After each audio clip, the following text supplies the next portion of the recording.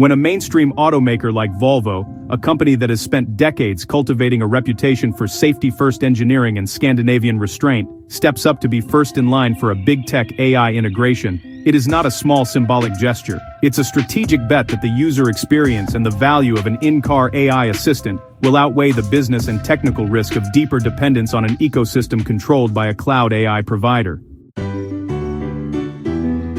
The announcement that Volvo will integrate Google's Gemini AI into cars running Google's automotive platform is in part a natural evolution of an existing relationship. Volvo already builds cars on Android Automotive and has offered Google services in the cabin for years, but this agreement deepens that relationship by making Volvo a reference hardware partner and promising earlier access to Android Automotive updates and Gemini features. The automaker's own press and public demos made clear that Gemini will be able to handle conversational tasks that are richer than the old Google Assistant, from parsing complex queries about destinations and route planning, to translating language in real time, to answering questions about the vehicle manual, or composing contextual messages, tasks that can reduce friction and keep driver attention where it should be, on the road. On the face of it, the upside for users is obvious: better, more natural voice interactions, fewer menu dives, and a passenger-grade conversational AI that can do things phones sometimes do, but in a friction-reduced way, aligned to driving.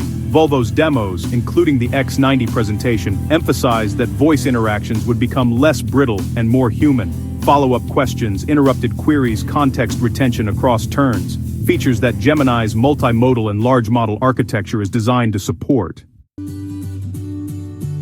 For drivers who have wrestled with rigid keyword-driven voice systems, a step change in natural language capability can be genuinely liberating. You ask, find a coffee that's open now and on the way with outdoor seating, and the system understands the compound constraints. Or you ask, what does the manual say about the sunroof squeaking, and receive a plain language troubleshooting answer without having to dock or dig for a PDF. That is, in fact, one of the seller claims from Volvo and Google, a more human-centric, situational assistant that reduces cognitive load. But you should not confuse convenience with risk-free. The deeper question is not whether Gemini is clever, it is whether embedding a large, cloud-connected commercial AI into the flow of driving is a net improvement when you include all second-order effects: data collection and privacy leakage, latency and reliability constraints, attack surfaces, vendor lock-in, regulatory scrutiny, and the changed power relations between automakers and big tech. These aren't hypothetical worries. They are already present in adjacent contexts and are the same fault lines that have shaped debates around smart speakers, phones, and smart TVs. In Volvo's case, the automaker is trading on trust. Owners expect Volvo to protect safety and privacy better than other brands. So, let's start with the architectural reality. Gemini is primarily a cloud-native AI system that may include some on-device components, but for the near term, it's really going to rely on server-side compute for its more advanced reasoning, multimodal fusion, and up-to-date knowledge access. What that means is, data from the vehicle, like voice audio, inferred intent, destination queries, driver preferences, and even vehicle state when it's used to answer practical questions about the car. Squire by one.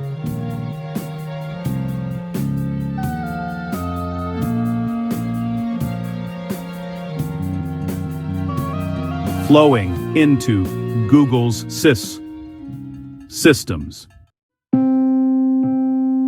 Even if Volvo and Google design privacy safeguards and local processing for sensitive items, the mere fact of data being processed off-board creates both a privacy surface and a legal or compliance surface. Privacy-minded customers, and honestly regulators too, will press for clarity. What exactly is sent to Google's servers? How long is it retained? Can it be used to improve Google's models in the aggregate? And can users opt out without losing core functionality? Security and attack surface concerns follow immediately. The connected car is already a networked system with multiple ECUs, telematics units, and external communications channels, adding a powerful conversational agent, one that can, by design, access navigation, messaging, and possibly certain vehicle functions. increases the potential vectors an attacker might target. If the assistant is granted authority to change climate settings, open windows, or queue routes, the compromise of that assistant, or of the broader cloud platform, could give attackers leverage they previously did not have. Beyond the technical side, there is, a strategic business layer to consider. OEMs have always been a bit ambivalent about giving up too much of the software experience to third parties. Android Automotive is both an opportunity and a pressure point. It offers automakers a modern, feature-rich infotainment stack, but at the same time, it shifts a significant amount of software control over to Google. The Volvo-Google partnership really speeds up that trend. Volvo gets early access to Android innovations, a top-notch conversational assistant, and of course the marketing advantage of being first with Gemini. But yeah, it also means Volvo is handing over a growing slice of the in-car software value chain to Google. Another immediate friction point here is product differentiation. If several automakers all adopt the same cloud assistant, what's actually left that makes their user experience stand out? Automakers will need to focus on how they customize Gemini. Things like voice branding for the assistant, how it ties into vehicle controls, whether they add their own proprietary skills connected to safety systems or subscription services, and how privacy choices are presented. Having a uniform in-car AI across brands is, well, good for consumers in terms of consistent interactions, but it's not great for brand differentiation. Regulation, honestly, is going to be an accelerating constraint. Vehicles aren't just televisions or phones, they operate out in public and can have a direct impact on life and safety. Take European regulators, for example. They've been actively scrutinizing AI systems under laws like the EU AI Act and pretty strict data protection rules. The introduction of a generative model inside a vehicle, one that can generate free-form speech and access personal data to perform tasks, could really draw regulatory attention. We're talking about transparency obligations for returned content, risks like safety issues or hallucinations, the need for proper consent for data processing, and even auditing requirements for high-risk systems. Another dimension to scrutinize is where the intelligence actually runs. The pure cloud model is powerful, but, latency and intermittent connectivity are real-world problems. Driving often occurs in places with poor connectivity. A voice assistant that stalls when it cannot reach the cloud is worse than a slightly less capable local assistant that always responds. For passenger convenience tasks, playing music, adjusting climate, small talk, cloud dependence is tolerable. But for anything safety adjacent or mission critical, you really want on-device inference and deterministic fallbacks. We must also talk about model behavior, hallucinations, and unverified content. Large models sometimes produce confident but incorrect responses. In a car, that could range from harmless, like misstated trivia, to harmful, such as incorrect instructions about vehicle maintenance or navigation. Volvo and Google must engineer guardrails to prevent or contain hallucinations when the system speaks about anything that could materially influence driver decisions. That includes rigorous retrieval pipelines to validate vehicle manual answers, constrained templates for safety-critical guidance, and conservative fallbacks that steer users back to verified human channels in ambiguous cases. There are deep implications for accessibility and inclusion, which are sometimes overlooked in technocratic pieces about AI capability. A conversational assistant like Gemini, if executed well, could be a major accessibility win. More natural voice interaction could help drivers with certain disabilities, non-native language speakers, or older users who struggle with dense touchscreen menus. Features like real-time translation, voice-driven document or manual summaries, and context-aware assistance are potentially empowering. From a fleet and commercial perspective, there is obvious value. Fleet managers could use Gemini-powered insights to streamline routing, summarize vehicle health messages in plain language for drivers, and automate paperwork interactions through conversational flows. The ability of an assistant to aggregate and present relevant information, for example, which deliveries are 2 hours behind schedule and which require contact with customers, could really raise productivity.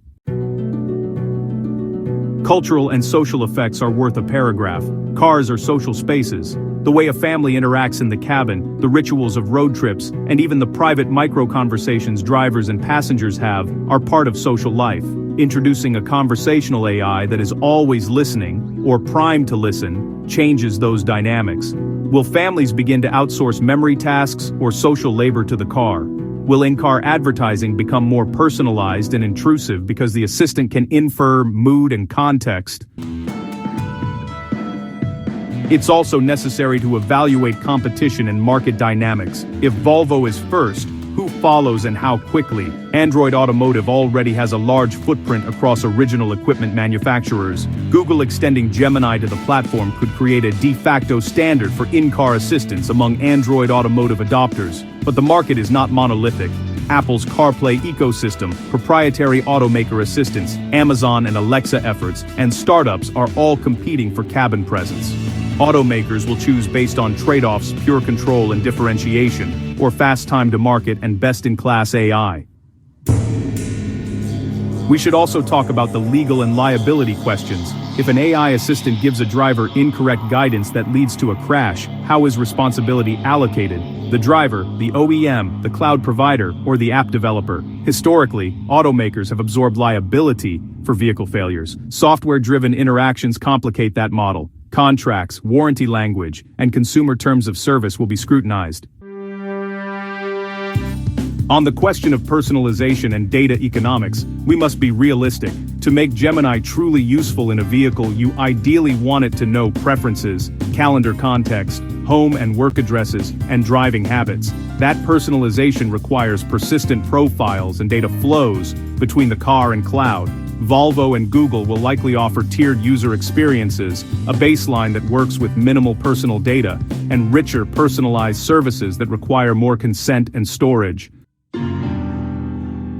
Let's be practical about timelines and user-visible change. The rollout will be staggered. Android Auto users reported early sightings of Gemini via updates, and automakers like Volvo will push the full Gemini integration to Android Automotive cars later in the year, starting with models like the EX90 and then broader fleets. This staged deployment is sensible. It allows early user testing, telemetry collection, and gradual hardening of safety and privacy controls. So, what could go wrong? Well, plenty, honestly. The system could overreach and start offering intrusive suggestions at unsafe times. Personalization could, translate into targeted in-car advertising. The AI might even hallucinate when giving vehicle maintenance guidance. There's also the risk that a data breach or misconfiguration could expose personal travel histories. And let's not forget, regulatory backlash could stall or even ban certain behaviors in Europe. Any one of these issues could produce reputational damage to Volvo, which has invested heavily in its safety image. A final thought about market signaling.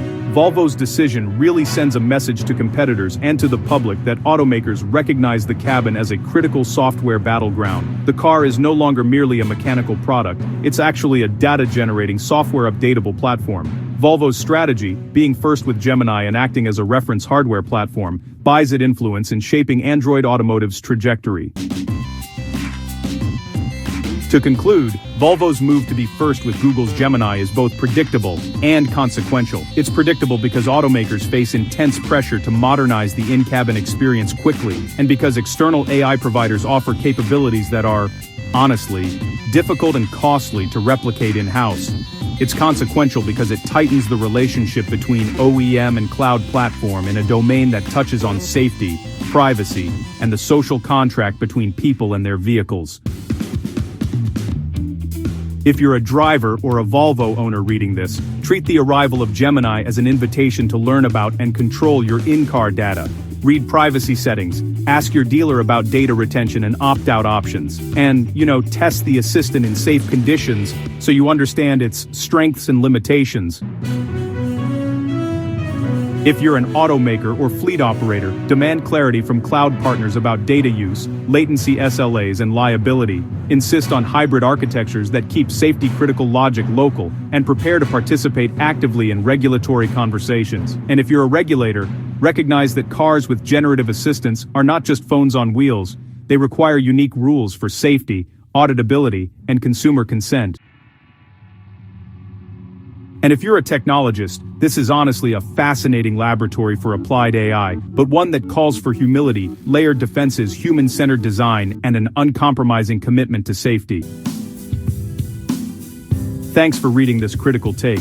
If you found this analysis useful and want more deep dives like this, where I pick a tech announcement, unpack the engineering, probe the business and regulatory trade-offs, and call out the real risks and opportunities, please subscribe to the channel and turn on notifications so you don't miss future commentaries. Your subscription helps me prioritize more of these long-form analyses and keeps the conversation going. Subscribe now and hey, drop a comment with the next automotive tech topic you want me to dig into.